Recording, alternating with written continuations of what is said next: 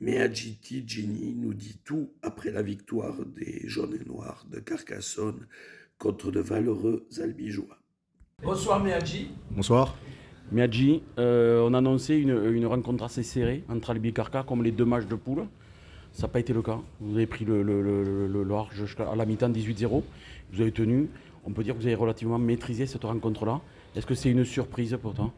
Oh non, une surprise, si tu reprends les mots que j'ai employés la semaine dernière. Il n'y a pas de surprise, je pense, aujourd'hui. Je pense qu'il y a eu des tournants dans le match surtout. Il y a cette pénalité qui joue vite, eux, qui font en avant. Donc là, je pense que ça les tue. Et nous, il y en a une qui aurait pu aussi nous faire mal. Cette pénalité qu'on joue, qu'on tente, où on fait notre combine, où l'arbitre siffle, qui aurait pu aussi les remettre dedans. Les remettre dedans. On aurait pu tuer le match complètement là-dessus. Donc il y a des scénarios de match, et je vous parle souvent de scénarios. Il y a des scénarios de match, et celui-là a été plutôt maîtrisé de notre part. Aujourd'hui, je pense que les moments les plus fatidiques ont été maîtrisés par Carca. Vous dominez dans les collisions offensives et défensives. Est-ce que, selon toi, c'est la défense qui vous fait gagner aussi cet après-midi?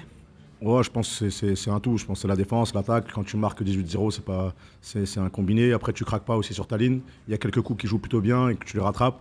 Je pense que c'est l'énergie aujourd'hui qui nous fait gagner. L'énergie des joueurs, leur façon d'être sûr que de toute manière, on défendra notre territoire. Et je pense que c'est ça qui nous fait gagner. Et c'est ça qui nous fait gagner depuis quelques matchs. Miyagi, vous avez beaucoup tourné tout autour de la saison. Toi, tu es là depuis le début. Oui. Tu as été le seul survivant après décembre. C'est ça. On voit une équipe qui a beaucoup tourné. Dans les compositions d'équipe, vous avez beaucoup tourné. Vous avez utilisé 43 joueurs, je crois. Il y en a très peu qui dépassent les 1000 minutes de temps de jeu sur toute la saison, ce qui est très peu. Est-ce que tu crois que la fraîcheur, justement, c'est ce qui va permettre à une équipe d'aller au bout? Je ne sais pas si la fraîcheur, ça va permettre d'aller au bout, mais comme je vous l'ai dit, l'équipe qui sera championne pour moi, c'est l'équipe qui sera la plus solide collectivement. Et c'est toujours plus facile d'être solide collectivement quand tout le monde joue. Tu parles, voilà, tu dis que l'équipe qui sera championne sera celle qui aura toutes les qualités. Est-ce que Carcassonne finalement peut être cette équipe-là? Est-ce que Carcassonne peut être championne nationale? En tout cas, une fois que tu es dans la phase de qualif, tu ne joues pas les phases de qualif pour t'arrêter en quart ou en demi ou en finale, tu joues pour être champion. Et c'est ce qu'on a déclaré en début d'année, on a dit qu'on voulait être dans les deux premiers. Quand tu veux être dans les deux premiers, tu espères recevoir une demi pour monter. Donc c'est sûr que pour nous, ce qu'on veut, c'est aller le plus loin possible. Et le plus loin possible, c'est d'être champion. Donc c'est sûr que je nous trouve plutôt solides. Et en tout cas, plutôt sérieux les uns pour les autres. On se bat souvent les uns pour les autres. Il y a des occasions, où, comme je vous l'ai dit aujourd'hui, où on aurait pu basculer. Mais ce n'est pas le cas, on s'est battu. Donc est-ce qu'on sera champion à la fin? Je ne sais pas. Mais je réitère les propos, c'est l'équipe la plus solide collectivement qui sera champion pour moi. Et ça a toujours été le cas. C'est quoi qui t'a le moins plu ce soir de votre côté sur le terrain? Je vais commencer par ce qui m'a plu. Je vais te dire, c'est qu'on a été hyper humble. Et ce qui ne m'a pas plu, c'est le côté où allez, sans vouloir abuser, on va réduire par deux, mais tu as 3 occasions franches de marquer. Et tu ne les marques pas parce que tu vas aller un peu trop vite, tu veux croquer, tu es trop près de la ligne. Et ça, c'est dérangeant dans notre qualité de tueur. Et ça fait quelques matchs où on doit mettre beaucoup plus. Et quand tu veux aller au bout, il faut savoir tuer ces matchs-là. Et donc ces 3 occasions me dérangent un peu. Très bien. Pour moi, dernière question. Le fait d'avoir remporté le dernier derby en date, ça vous donne une confiance supplémentaire pour la demi? Non, comme je vous l'ai dit, c'est un nouveau championnat. Donc je pense que ceux qui ont la confiance, c'est eux. Ils sont en demi, ils se sont reposés, ils ont pu analyser. Je pense qu'ils sont hyper en confiance. Donc c'est sûr, quand tu reçois, et tout le monde se bat pour recevoir, ils se sont battus toute l'année, ils l'ont mérité, donc ils reçoivent la demi. Je pense que s'il y en a un qui doit être en pleine confiance, je pense que c'est eux.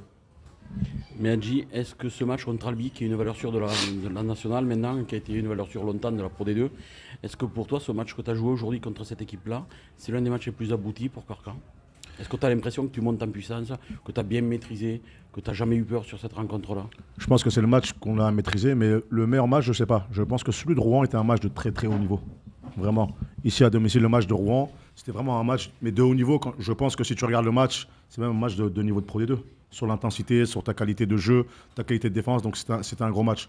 Aujourd'hui, c'est un match qu'on a maîtrisé. C'est un match qui était couperet et je ne nous ai pas trouvé, tu vois, en danger dans nos joueurs. Pas dans le match, mais d'être pris par l'émotion, d'être pris, je nous ai trouvé hyper serein.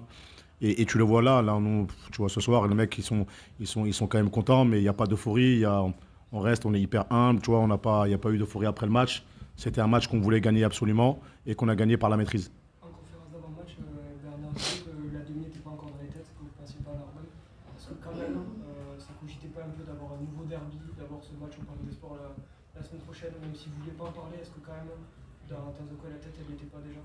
Non, je pense pas, pour en avoir discuté Notre objectif, c'était vraiment de se focaliser sur Albi. Des fois, quand tu te focalises sur les semaines d'après, tu les vis pas. Tu les vis pas, tu passes à travers et tu te fais tuer chez toi. Il me semble que c'est ce qui est arrivé à Albi l'année dernière contre Suresnes. Et on était focus là-dessus. On ne voulait pas revivre la même situation. Donc on était focus sur Albi. Et on n'est pas hyper, que ce soit Bernard, que ce soit moi ou que ce soit le staff, on pense jamais à la semaine d'après parce qu'on prépare la semaine du moment. On a du mal à calculer la semaine d'après. Donc c'est ce qu'on a fait depuis qu'on a pris le poste. Et on vit semaine par semaine. C'est le meilleur moyen de continuer d'avancer. Pardon. Les supporters narbonnais, vous avez réservé un drôle d'accueil psychologiquement. Est-ce que vous êtes prêts? Est-ce que vous avez quand même... vous allez être... Là, vous n'êtes pas novice sur ce second déplacement. Est-ce que vous l'avez prévu aussi? Parce que c'est quand même un truc de destruction. C'est un levier de destruction quand même. Ouais, pour ceux qui sont de l'ancienne génération, quand tu regardes les anciens matchs, c'est vrai que dès le départ, tu pouvais perdre le match dès que tu arrivais dans le stade. Donc on le sait très bien. Mais ça, on en parlera lundi. Pour l'instant, on est hyper focus sur la victoire. On va savourer cette victoire. Et lundi, on pensera à Narbonne. Là, pour l'instant, on est vraiment sur Albi. Ce qui se passera à Narbonne, je pense qu'il y a deux manières de le voir. Soit ils vont nous mettre au début, ils vont être chauds un peu. Et ça peut que exciter. En tant que joueur, moi, ça m'excite quand le mec il est là, il te parle au bec. Tu rentres, ça t'excite encore plus. Hein, tu as envie de faire taire tout le monde. Donc c'est excitant aussi. C'est le rugby, c'est comme ça. Quand tu as les supporters qui sont au bord, qui s'énervent, c'est bien parce que quand c'est les tiens, tu es content. Donc moi, au contraire, ça m'excite, ça, c'est bien. Comment? Des blessés aussi? Non, généralement, comme j'ai dit tout à l'heure, j'en parlais tout à l'heure, quand c'est des matchs comme ça, généralement, il n'y a pas trop de blessés. Quand il y a une demi qui arrive après, quand il y a une demi, oui, il y a un très bon staff complet, que ce soit les prépas, les analystes, tout le staff est intéressant parce que chacun ramène à sa pierre à l'édifice. Vous avez perdu Lucas Doyenard il y a quelques semaines, oui. qui était titulaire indiscutable au centre. C'est Stéphane Aivalou que vous avez installé sur les 2 derniers matchs. Comment tu as trouvé sa prestation? 2 passes décisives pour lui aujourd'hui. Comment tu l'as trouvé? Stéphane, on n'a pas besoin de le présenter, c'est un très gros joueur qui a une expérience qui est hors du commun pour un club comme le nôtre. Après, 2 passes décisives hyper intéressantes. Il en croque 2 qui sont moins intéressantes. Donc je te dirais, pour un joueur de son calibre, je viserais plutôt les 2 qu'il n'a pas donné. Mais okay. Hyper intéressant dans sa qualité de course, un mec qui rassure tout le monde à côté. Et après, quand tu as Jordan Plucho à côté aussi, c'est plus simple. Donc je pense que la qualité de la paire des 2 centres est intéressante. Un petit mot aussi pour Raph Carbou qui jouait peut-être sa dernière, on ne sait pas, ici à Domecq. Une petite réaction sur son match, j'imagine, mais sur son passage à Carcass surtout.